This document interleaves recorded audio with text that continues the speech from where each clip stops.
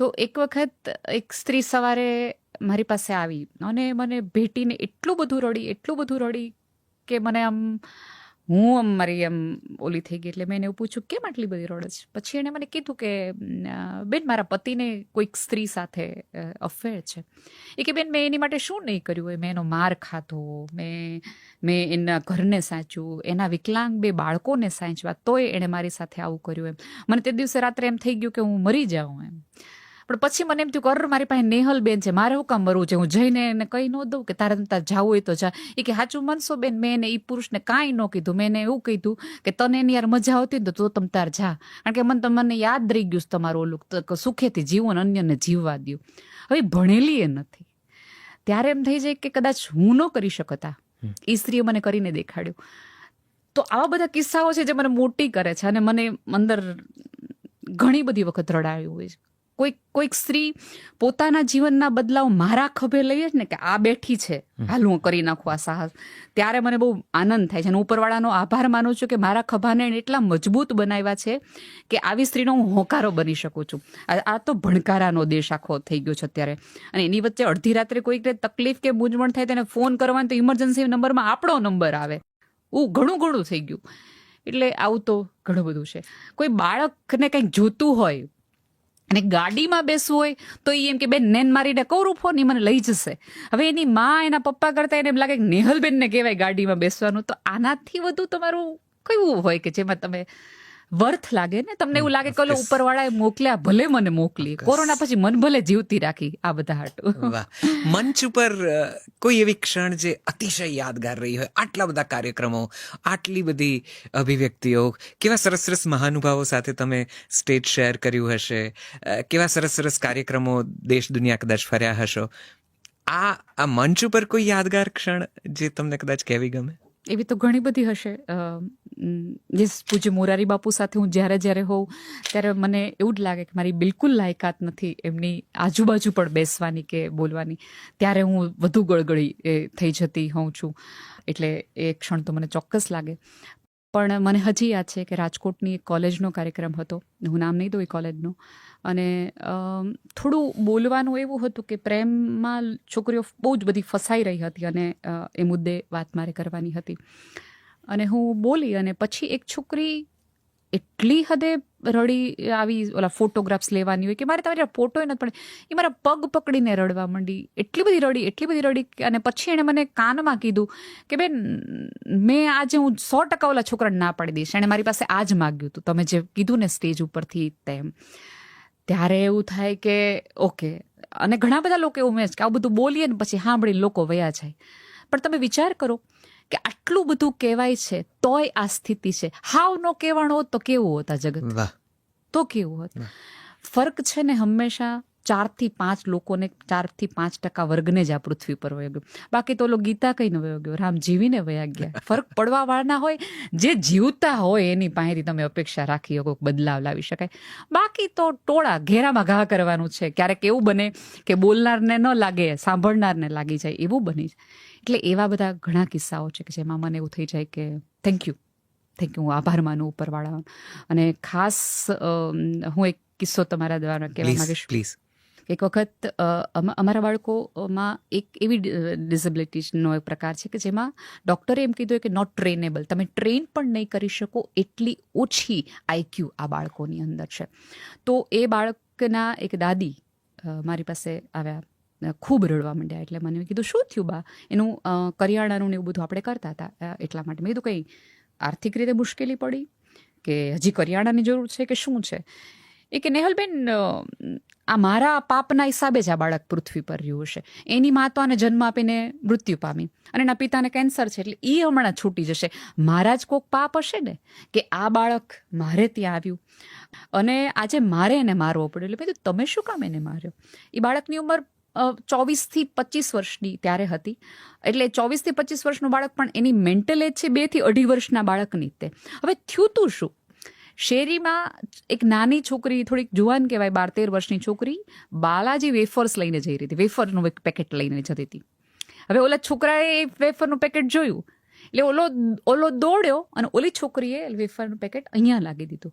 હવે ઓલાને વેફરનું પેકેટ દેખાય છે, બીજું કંઈ નહીં, એટલે એણે વેફરનું પેકેટ અડ્યું અને ઓલી છોકરીને અહીંયા કંઈક સ્પર્શ થઈ ગયો, એટલે ઓલી રાડો રાડ કરી નાખી અને ગામની એ શેરીવાળાએ છોકરાને માર્યો અને પછી બાએ પણ આ છોકરાને માર્યો. પછી તો રડવું આવે જ. પછી બા એક એવો શબ્દ બોલ્યા કે નેહલબેન, મારા તો એટલા બધા પાપ છે કે હું આજે બોલું તોય હું ગડગડ થઈ જાઉં છું કે હું કોઈ દિવસ ગંગાજીમાં મારા હાડકાઈને ડૂબાડી શકવાની, કે હું આ પાપમાંથી મુક્ત થાવ. અને ત્યારે મને પહેલી વખત વિચાર આવ્યો કે કોઈ ગંગાજળનું આટલું બધું કોઈને મહત્વ હતું હશે. અને એક રાત્રે નક્કી કર્યું કે કાંઈ પણ થાય કે આ માજી પૃથ્વી પરથી જાય ને એ પહેલા આને ગંગા સ્નાન કરાવી દેવું છે, ગમે એ થાય એ કરાવી દેવું છે. ધીમે ધીમે ધીમે ધીમે લોકો જોડાતા ગયા અને મને બહુ કહેતા આનંદ થાય છે કે 5 બસ ભરીને બાળક અને એની માં, કેમ કે જ્યારે આવું વિકલાંગ બાળક આવે ને ત્યારે માને ઘરની બહાર નીકળવાનો અધિકાર સમાજ નથી આપતો, એટલે માં ક્યારેય ન નીકળી હોય.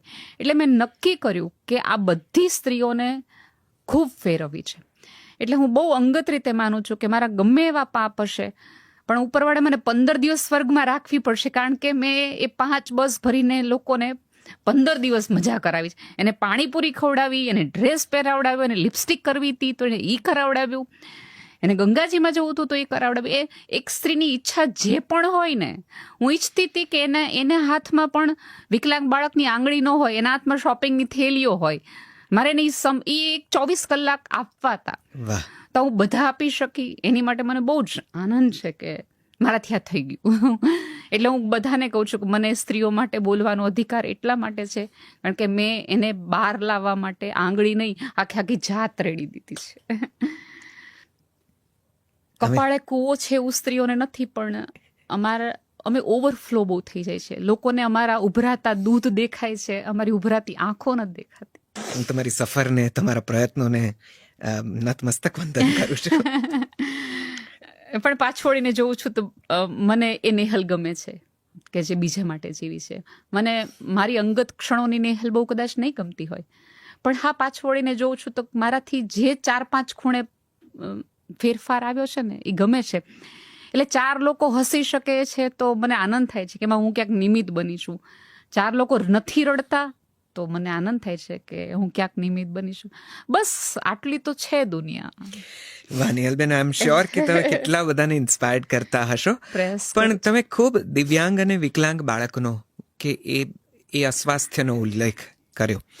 મારે એ જાણવું છે, આ વિકલાંગ બાળકો સુધી કેવી રીતે પહોંચાયું? આપ દિવ્યાંગ બાળકો માટે તો ઘણું કામ કરો છો, આપ કદાચ એમના પ્રશિક્ષક છો, શિક્ષિકા છો એ સંસ્થાઓમાં કે શિક્ષણ આપતી સંસ્થાનમાં. તો શું આ પહેલેથી જીવનનો ઉદ્દેશ રહ્યો છે કે એમની સાથે જવું છે? અચાનક કોઈ જીવનની એવી ક્ષણ આવી કે ત્યાં પહોંચી જવાયું અને પછી નક્કી કર્યું કે આ જ કરવું છે? કઈ રીતે આ અનુસંધાન કેળવાયું? કઈ રીતે આ જોડાણ થયું? મારા મામા મંદબુદ્ધિના છે, એટલે હું બહારથી આવેલી નથી, આ આગમાંથી પસાર થયેલી વ્યક્તિ છું. એટલે મને ખબર છે કુટુંબમાં, ઘરમાં એકાદ આવી વ્યક્તિ હોય તો આખી દિશા અને ભવિષ્યના તમામ પ્લાનિંગો બંધ થઈ જાય. મેં નાનપણથી નક્કી કર્યું હતું કે હું જેની યારે લગ્ન કરીશ એને એક પણ સવાલ નહીં કરું, પણ એને એવું કહીશ કે મારા મામાની જવાબદારી લેવી પડશે, હું મારી જવાબદારી તમારા પગે લઈ લઈશ. એટલો મને મારા પર પહેલેથી એવું હતું. એવા જ એક સવાલ મારા મગજમાં હતો. મને એટલી ખબર પડી ગઈ હતી કે તમે કોઈ પણને લગ્ન કરવાના હોય ને તો તમારે એક પ્રશ્ન પૂછવો પડે ને એકાદ થોડીક શરતો મૂકવી પડે. તો આપણી આ શરત હતી એવું પહેલેથી મારા મનમાં હતું. પછી ધીમે ધીમે ધીમે તમે જે મોટા થતા જાય એમ તમને ખબર પડતી જાય કે ઓકે, આવા બાળકોને કંઈ ઘરમાં જ ન રાખવાનું, આનું શિક્ષણ જ હોય. પછી ધીમે ધીમે મેં આમાં કારકિર્દી શરૂ કરી અને હવે તો એવું થઈ ગયું છે કે એ બાળકો છે તો હું છું, બાકી કશું જ નથી. એટલે મને આનંદ થાય કે મારે 3 વર્ષનું બાળક છે, 46 વર્ષનું બાળક છે અને 61 વર્ષના મિલનભાઈ પણ છે કે જે મારા ઘરની પ્રાર્થનાઓ કરે. મારે ગાડી થઈ ગઈ છે, મારે 2009માં ગાડી લેવી હતી, પણ 2009થી એના મગજમાં બ્લોક થઈ ગયું છે કે નેહલબેનને મોટી ગાડી લેવાની, ઇનોવા લેવાની છે, મોટી ગાડી. અને ઇનોવા શું કામ લેવાની નેહલબેનને? કારણ કે નેહલબેન પાસે બહુ બધા છોકરા છે, નાની ગાડીમાં નહીં આવે. તો તમે વિચાર કરો કે નિસ્વાર્થ ભાવે આ જગતમાં એક મારી માટે ખૂણામાં પ્રાર્થના કરનાર એક વ્યક્તિ છે કે જે નેહલની ઇનોવા માટે પ્રાર્થના કરે છે. એટલા માટે મારે, અને હું ઉપરવાળાને રોજ પ્રાર્થના કરું કે હું મરું, આ પૃથ્વી પરથી હું જાઉં તો એક એવું ઘર કરીને જાવા લોકોનું કે એ લોકો શ્વાસ ત્યાં લઈ શકે, એની પોતાની દુનિયા હોય જ્યાં એને કોઈ એવું ન કહે કે તું ગાંડો છો, તું નકામો છો, તારું કાંઈ નથી, તને અત્યારે મજા કરવી છે તો તું મજા કર, તને અત્યારે દાંડિયા રસ લેવા છે તો અત્યારે તું દાંડિયા રસ લે, કાંઈ જ નહીં. એટલે મારે એક સરસ મજાની આ બાળકો માટેની એક એવી હોસ્ટેલ કરવી કે જે પૃથ્વી પરનો ખૂણો હોય. અને હું ઈચ્છું છું કે જ્યારે જગતના આપણા જેવા બધા બુદ્ધિશાળી લોકો બુદ્ધિથી હારી જાય ને ડૉક્ટર એને ઈલાજમાં એવું કહે કે એકાદ સંસ્થાઓમાં જાઓ અને થોડાક હૃદયવાળા માણસો હારે રહી આવો, તમને દવાની જરૂર નહીં પડે. એક એવું જગત મારે બનાવવું છે. પણ છતાં અમને સમજાવો, કારણ કે શહેરમાં રહીને આવી બધી વાતો કરીને કે આવા બધા કિસ્સા, કહાણીઓ, કિરદારો કે વક્તાઓને સાંભળીને કાંઈ બહુ સમજાતું નથી, છતાં હજી એવું લાગે છે કે ઘણું ખૂટે છે. શું છે આ વિકલાંગ કે દિવ્યાંગ, જેને હવે આપણે બહુ સારી ભાષામાં આ કહીએ છીએ, જેને સમાજ હજી પણ ઘણું બધું પોતાનાથી દૂર ગણે છે, એમની સમસ્યાઓ શું છે, એમનું જીવન શું છે, કેવી કેવી વિકલાંગતા હોય છે, કેવી કેવી દિવ્યાંગતા હોય છે, એમને શું જરૂર છે, થોડી વિસ્તૃત વાત કરશો તો અમને ગમશે. કારણ કે અમે તો કદાચ ક્યારેક મારા જેવા કોક જતા હશે તો એકાદ સાંજ પસાર કરતા હશે ને થોડું કદાચ કંઈક મદદ આર્થિક કે કોઈક બીજા પ્રકારની કરીને પાછા આવીને દમ ભરતા હશે કે અમે તો શું સરસ મજાની સોશિયલ સર્વિસ કરી દીધી. પણ તમે તો રોજબરોજનું જીવન ત્યાં જીવો છો, થોડું વધારે સમજાવો અમને. હું મનોદિવ્યાંગ બાળકો સાથે કામ કરું છું. એટલે સાવ સાદી ભાષામાં કહું, અત્યાર સુધી આપણે જેને મંદબુદ્ધિ કહેતા હતા એ વિકલાંગતા સાથે કામ કરું છું. હું અનેક લોકોને કહું છું કે આ કોઈ ચેપી રોગ નથી કે તમને લાગી જ જવાનો છે, અને જો ચેપી રોગ હોત તો તમારું બાળક ખૂબ ભણેલું છે એની બાજુમાં બેસાડો તો એને કેમ સારા માર્ક્સ નથી આવતા. સૌથી મોટી સમસ્યા એ છે કે આ બાળકોને કોઈ સ્વીકારતું નથી. બાળક, ધારો કે કોઈ વ્યક્તિ છે જેને દેખાતું નથી, એને તમે સરસ નોર્મલ જીવન જીવવાની એક, આપણે હવે સરસ સ્વતંત્રતા થઈ ગઈ છે અને એટલું બધું શિક્ષણ આગળ વધી ગયું છે કે એ નોર્મલ જીવન જીવી શકે છે. બીજી બધી પ્રકારની વિકલાંગતામાં એવી બધી સુવિધાઓ પણ છે અને એવી બધી રીતભાતો છે જેના કારણે મારા ને તમારા જેવું એકદમ નોર્મલ જીવન જીવી શકે. થોડી શિક્ષણ, થોડુંક સુવિધા અને સન્માન મળે તો. પણ અમારી વિકલાંગતા એવી છે કે જે જન્મે છે મંદબુદ્ધિ અને મૃત્યુ પામે છે એ મંદબુદ્ધિ.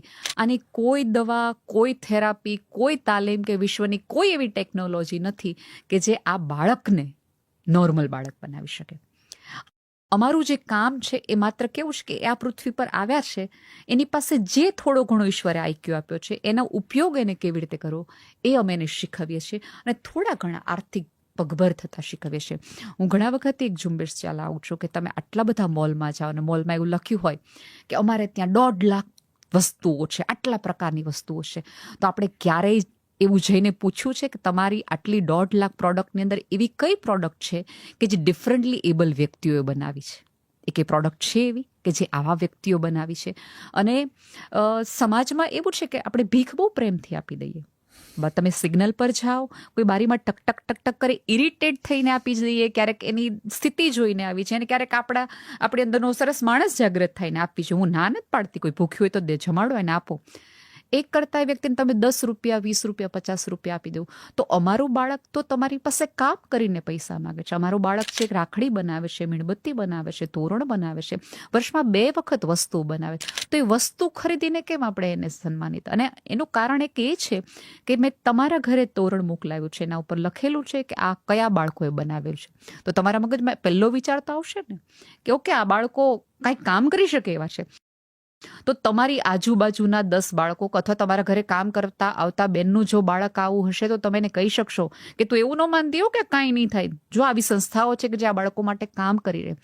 તો આની માટે આપણા જેવા જે થોડા ઘણા ભણેલ ગણેલ કે સંવેદનશીલ સમાજ છે આગળ આવે, અવાજ ઉઠાવે. બીજું કાંઈ ન કરી શકો. સાવ સાદું કહું તો તમે કોઈક લગ્નમાં જાઓ છો, રિસેપ્શનમાં જાઓ છો, એકાદ બાળકને હિંમતથી એની માં રિસેપ્શનમાં કે જમવા લઈ આવી છે અને બાળક જમતા નથી આવડતું અથવા તો એની ચમચી વ્યવસ્થિત નથી પકડાતી, એ દાળની ચમચી ઢોળાઈ જાય છે, ત્યારે આપણી અંદરના લોકો, પુરુષો નહીં, સ્ત્રીઓ જ કેવું હાવ ન નીકળતા હોય તો બહાર આ શીખવાડ્યું નહીં. અત્યારે ખબર નહીં, અત્યારની મમ્મીઓ શીખવાડતી નથી.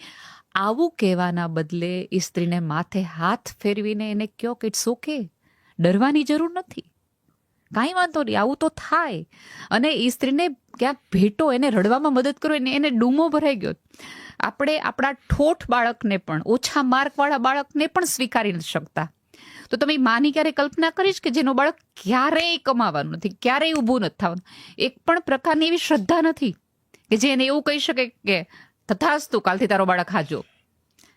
તમે આ મારા બાળકોની માં જેવી તો આશાવાદીઓ તમને જોવા નથી મળવાની. આટલો ઈશ્વર ઉપર શ્રદ્ધા મારનાર વ્યક્તિઓ કોઈ છે નહીં કે આવી સ્થિતિમાં મૂક્યા પછી પણ એ દીવો કરે છે, એ માળા કરે છે, ઉપરવાળાનો આભાર માને છે.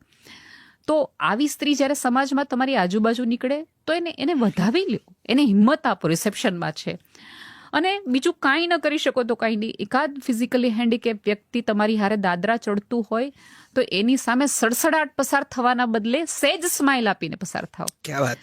તો અને કોને ખબર છે એના ભાગના પગનું બળ તમને આપ્યું એ ઉપર બેલેન્સ કરવા માટે. ક્યા બાત. તો સહેજ આપો ને. અને ક્યાંક આ 8 અબજની વસ્તીમાં હાવ મુઠ્ઠીભર લોકોને એને આવા બનાવ્યા છે. તો એને ક્યાંક નહીં શ્રદ્ધા મારા ને તમારી આવડત ઉપર હોય, સંભાળી લે આટલા બધા લોકો. પણ હવે આ સેલ્ફીના જગતમાં આપણે આપણને જોવામાંથી ઊંચા આવીએ તો આજુબાજુવાળાની પીડાને તકલીફ દેખાય ને. તમે જો, હું અનેક વાર કહી ચૂકી છું કે તમને કાળા અક્ષરો વાંચતા આવડે ને તો તમે સાક્ષર ભણેલા ગણેલા કહેવાય, પણ તમને કાળી આંખના મૂંઝારા વાંચતા આવડે ને તે દિવસે તમે માણસ કહેવાઓ. ક્યા બાત હે, બહોત છે. અને હું પ્રાર્થના કરું કે આપણને મૂંઝારા વાંચતા આવડી જાય બસ. છતાં આંખો ગળું બંને સતત ભરાયા કરે છે તમારી વાતોથી. પણ આ ખુરશીનો જે કર્મ છે, જે ધર્મ છે, કારણ કે આજે હું પહેલી વખત એવા કોઈક વ્યક્તિ સાથે વાત કરી રહ્યો છું કે જે આ માણસો સાથે કે આ વ્યક્તિઓ સાથે આટલા બધા દિલથી જોડાયા છે. મારે જાણવી છે એમની ચેલેન્જીસ શું છે, એમને જીવન જીવવામાં કયા પડકારોનો સામનો કરવો પડે છે નેહલબેન. પેલું એટલે સાચું કહું ને, મને બધા એવું પૂછે કે તમે એક બાજુ ખૂબ સુજ્ઞ પ્રજાતિ લોકો સાથે કામ કરો છો, હાઈ આઈક્યુ વાળા લોકો સાથે, અને બીજું સાવ લોઅર આઈક્યુ વાળા.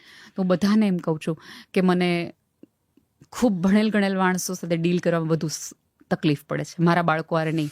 કારણ કે મારા બાળક મિસબિહેવ કરે ને તો મને સમજાય છે કે એને ખબર નથી પડતી ને એટલા માટે મિસબિહેવ કરે છે. હવે મને ને તમને તો વિશ્વની 4 ભાષાઓ આવડે છે, લખતા બોલતા વાંચતા આવડે છે, એક્સપ્રેસ કરી શકીએ છીએ, બધી જ ખબર છે. આ કરવા પાછળનું કારણ શું છે એ પણ ખબર છે. તેમ છતાં આપણે ખરાબ બિહેવિયર કરે ને ત્યારે મને સહેજ એક્સેપ્ટ કરવામાં અઘરું પડે છે. અને ચેલેન્જીસની વાત કરીએ તો જ્યારે અમારા બાળકોની વાત લઈને અમે સમાજમાં જઈએ તો હું એમ કહું કે અમારે એને ભણાવવા છે, અમારે એને ફિઝિયોથેરાપી આપવી છે, અમારે એની માટે આ બનાવવું છે, તો લોકો તરત એમ કે આઈસ્ક્રીમ ખવડાવો છો, જમાડવું છે, ગુંદી ગાંઠિયા ખવડાવવા છે. એટલે એ સૌથી મોટી સમસ્યા છે કે આપણે હજી એવું નથી માની શકતા કે ખવડાવવા સિવાય પણ કોઈક બીજી પ્રકારની સેવા હોય.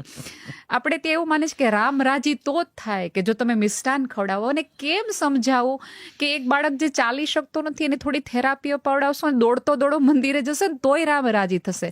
ઉપરવાળાને રાજી કરવો જરાય અઘરો નથી, ડખા નીચેવાળાના જ છે. એટલું આપણને ઊંચાઈ જાય ને તોય ઘણું છે.